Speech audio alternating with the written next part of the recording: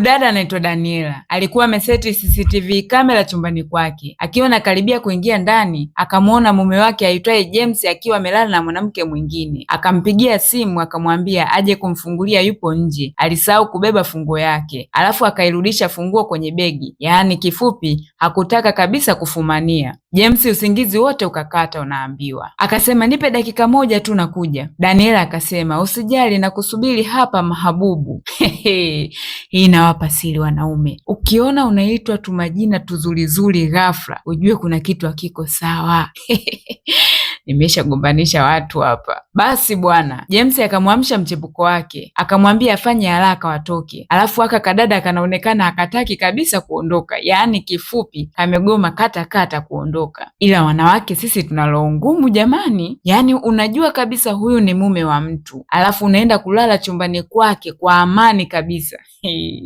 Haya bwana kipozeo, sisi tupo tu hapa tunakuangalia. Daniela alikuwa anawaangalia tu wanavyobishana. Mchepuko aka kipozeo akawa anasema, uliniambia mkeo anarudi kesho, imekuwaje tena? Nimechoka bwana. James akasema, sina huo muda kwa sasa, hebu badilisha nguo haraka. Basi kipozeo akakasirika kweli kweli, unaambiwa. Alivyoona James ameondoka, akaweka blazia chini ya mto. Daniela akasema, huyu binti nyoka kweli. James akamfungulia mke wake mlango huku akiwa anajichekesha chekesha. Daniela akaingia akiwa na tabasamu la bandia. James akamuuliza, mbona ulisema unarudi kesho? Daniela akamwambia, ndio ilikuwa hivyo, ila kuna hitilafu kidogo imetokea. Mpenzi, nimechoka sana, hebu kwanza niende juu chumbani nikapumzike.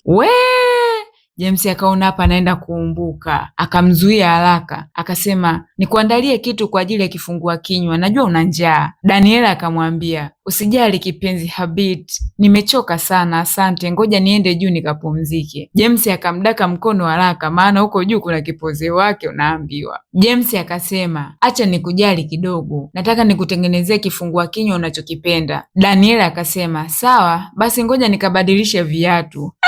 Huyu mwanamke akose sababu, naambiwa. James akasema, hapana, tafadhali ngoja nikakuletee. Yaani leo James kapatikana hapo, anajifanya kumjali, kumbe anaogopa akienda huko juu atakutana na kipozeo wake, anamtriti kama malkia, unaambiwa. Yaani hapa Daniela hata angesema sitaki kuongea nikiwa nimesimama, nataka unibebe, angembeba na kuambia. Daniela akasema, umepatwa na nini mahabubu wangu? Kwa nini umekuwa na mapenzi makubwa hivi? James akasema, nahitaji mke wangu jisi kama ni binti mfalme, alafu akamkisi mkono. Ila wanaume hawa, yaani hapa Daniela asingekuwa ameona tukio zima, si angekuwa amedanganywa hapa. Yote haya kayataka nyoka, ameshawaaminisha wanaume kwamba sisi tunapenda kudanganywa. Basi bwana, James akaenda chumbani kumchukulia viatu. Alivyofika huko akamkuta kipozeo wake amekaa tu, ana hata wasiwasi, anavaa nguo kama hataki vile. Akamuuliza, we una shida gani? Mbona hata hujajificha? Yaani James mwenyewe anashangaa huo ujasiri wa huyo kipozeo wake. Daniela akawa anawaangalia tu kwenye simu. Kipozeo akasema, yaani kwa nini nijifiche? Wakiwa naongea hivyo, Daniela akamuita James, akamwambia kwamba ofisini wamempigia simu, nitakiwa aondoke na hawawezi kuendelea na kazi bila yeye. James akashusha pumzi, unaambiwa. Kwa unafiki akasema, hii ni mbaya kipenzi, lakini usijali, ukirudi chakula cha usiku kitakuwa tayari. Daniela akasema, asante, bye. Akaenda mlangoni akaufungua mlango na kuufunga. Kumbe alikuwa aondoki, unaambiwa. Akarudi ndani na kujificha ili awafumanie. Huko juu James na kipozeo wake hata waelewe kinachoendelea, wanajua Daniela ameshaondoka. James akamwambia mchepuko wake, ondoka na hakikisha hakuoni, kwani kipozeo anaelewa sasa. Ndiyo kwanza akamsogelea na kuanza kumshika kimahaba. Akamwambia, amesema ameondoka, atarudi baadaye, kwa nini tusitumie huu muda kufurahia penzi letu? James akasema, hapana, ilibaki kidogo tu tukamatwe, inatakiwa tuwe waangalifu zaidi, sawa? Kipozeo akauliza, huyo mwanamke utamwacha lini James? James akasema, hivi karibuni tu mpenzi, chukua vitu vyako tuondoke. Kipozeo akawa anachukua huku akiwa amenuna kweli kweli. Akamuuliza tena, una hakika umebeba kila kitu? Kipozeo kanuna hata hataki kuongea. Basi James akamshika mkono waondoke. Leo kinaenda kuumana huko sebuleni. Basi bwana, Daniela alivyoona wanakuja akajificha vizuri. James na kipozee wake wakawa wanaondoka. Yaani mimi kapelekeshe nisingekubali kabisa. Wangetoka na ngeo na kuambia, unaleta mchepuko chumbani kwangu. Basi bwana, Daniela alivyoona wameondoka akapanda juu chumbani na kwenda kuchukua blazia. Akasema, kwa hiyo ulitaka niione sio? Vizuri. Alafu akaiweka kwenye begi yake. Asubuhi ilivyofika mlango ukagongwa. James alivyotoka akakutana na mtu wa maua akiwa ameleta ua. Akasema, ni kwa ajili ya Julisa. Huyu Julisa ndio yule mchepuko wa James. Kwa bahati nzuri aliyetoka alikuwa ni James mwenyewe. Haraka haraka akamzuia yule dada asiendelee kuongea. Akamwambia, umefikisha sehemu ambayo sio sahihi. Lakini ukweli ni kwamba Julisa alikuwa tayari ameamua kuivunja hii ndoa kwa gharama yoyote ile. Yeye ndiye aliyetuma hilo ua. Wakati huo huo Daniel akamuita. James akapaniki akachukua yale maua haraka haraka. Akaingia ndani na kujifanya ni ya mke wake. Daniel akamuuliza, mbona leo sio birthday yangu wala anniversary, alafu nanipa maua? James akasema kwa kujiamini, nimeamua tu kumfurahisha mke wangu mzuri. Lakini kimoyomoyo anatetemeka unaambiwa. Akatoa ile kadi na kuificha mfukoni.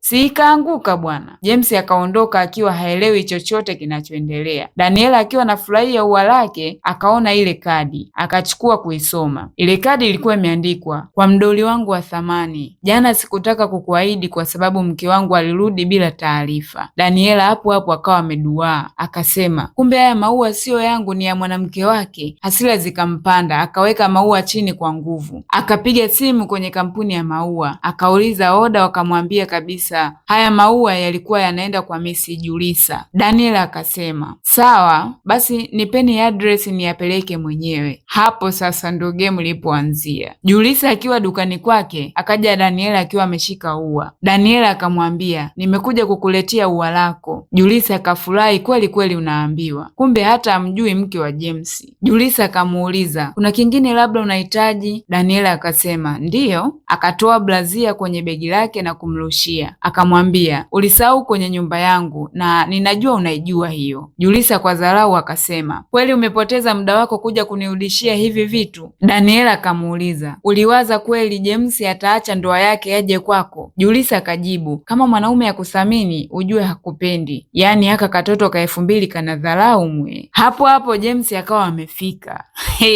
Leo kazi ipo naambiwa. James akamuuliza Daniela, kwa nini umeniambia nije hapa? Daniela akamwambia, mpenzi, nataka pete mpya ya ndoa, nikaja kuangalia hapa. James na Julisa wakawa wanaangaliana tu kwa mshangao. Basi Daniela akawauliza, nyinyi wawili mnafahamiana au? James akakataa kata unaambiwa. Akamwambia, hata hatufahamiani, sijawahi hata kumuona. Ila Daniela ni mnafiki nyie, yaani anajifanya ajui hata kinachoendelea. Basi akaanza kujibebisha hapo naambiwa. James akamwambia waende duka lingine ambalo wanauza pete original. Daniela alivyofika nyumbani akawa anafurahia kwamba amenunuliwa pete ya gharama. Hapo hapo kipambo kikatoka.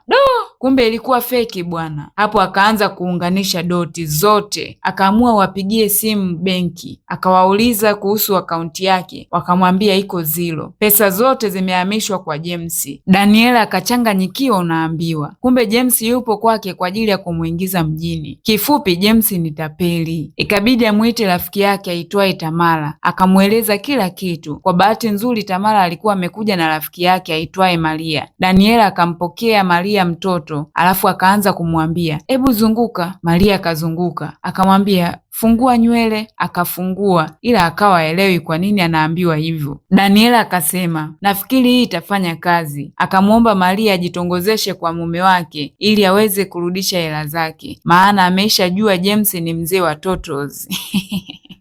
Leo Bonia hii anakamatwa naambiwa. Siku iliyofuata akamwalika nyumbani. James alivyomuona Maria akachanganyikiwa unaambiwa. Maria akajifanya ni tajiri kutoka Spain, anasema ana dili ya michoro ya mamilioni. James kwa tamaa akaingia mkenge, bila kufikiria akawekeza pesa ambazo ni zile zile alizoiba kwa Daniela. Siku iliyofuata Daniela akapigiwa simu. Pesa zako zimerudi zote kwenye akaunti. Akafurahi kweli kweli, unaambiwa. Hatua ya mwisho ikaanza. Maria akajionyesha ukweli wake. Sasa James anaingia nyumbani kwake, anakutana na Maria yuko rafu kweli. Yaani jana tu alikutana naye binti yuko classic, yaani ya Misa Mobeto huyu hapa. Saizi anamkuta nikapelekeshi huyu hapa. Akachanganyikiwa, unaambia. Akamuuliza, Natalia, unafanya nini hapa? Na kwa nini umevaa hivi? Maria akamwambia, habari yako Mr. James, jina langu sio Natalia, naitwa Maria. Na akamwambia kwamba sijatokea Spain, wala binamu yangu sio Malkia. James akawa haamini anachokisikia, unaambiwa. Akamwambia, hapana, haiwezi ikawa hivyo. Natalia, yule aliyeniuzia mchoro nimemhamishia dola milioni 1 kwenye akaunti ulionipatia jana. Maria akamwambia, samahani kiongozi. James akaanza kufoka kwamba anamtania. Hapo hapo Daniela akasogea akasema, asante Maria. James akauliza, ni ujinga gani hapo unaoendelea?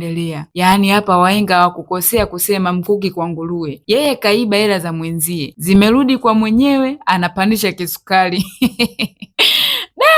Daniela akampa asaini karatasi za talaka. James akasema, ni talaka? We mwanamke umechanganyikiwa nini? Daniela akamwambia, hapana, nimefumbua macho yangu na kujua wewe ni muongo, msaliti na muizi pia. James akajitetea. Daniela akamwambia, usijifanya una kosa James, nilijua umeiba mfuko wangu wa dhamana na pia pete ulionunua ni feki, na kwamba ulikuwa na mahusiano na huyo anayefanya kazi kwenye duka la vito. Hivi ulijua unaweza kunifanya mjinga? Ulikosea sana kipenzi. James akamwambia, tulia kidogo nikuelezee kila kitu.